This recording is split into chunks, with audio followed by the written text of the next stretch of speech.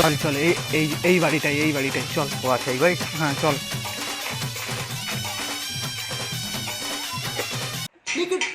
বাড়িতে আছো নাকি? হ্যাঁ যাচ্ছি, দাঁড়াও।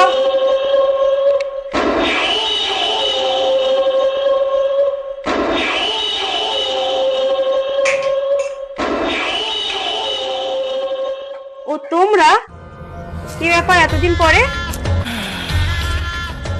साली चलती फिरती कोकेन है कोकेन।